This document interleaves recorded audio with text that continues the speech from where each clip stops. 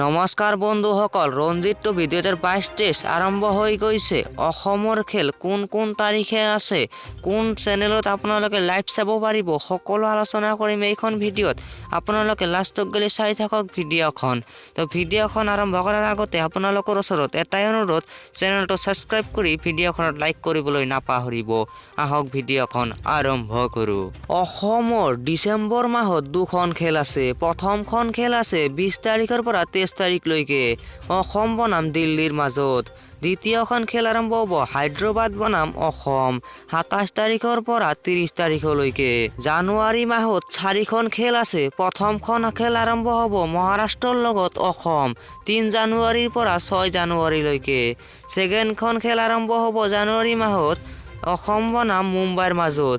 এইখন খেল জানুৱাৰীৰ 10 তাৰিখৰ পৰা 13 তাৰিখলৈকে।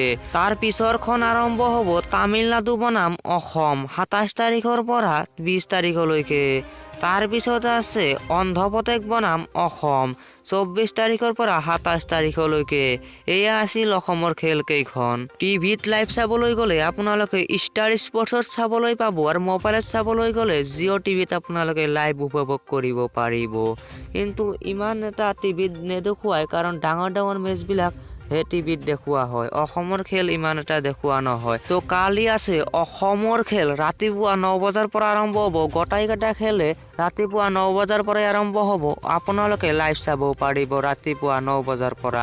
তো আপোনালোকে চাব বুলি আশা কৰিছোঁ। ক্ৰিকেটৰ সকলো ধৰণৰ খবৰ বাতৰি পোৱাৰ কাৰণে চেনেলটো ছাবস্ক্ৰাইব কৰি বেল আইকনটো বজাবলৈ নাপাহৰিব। ধন্যবাদ।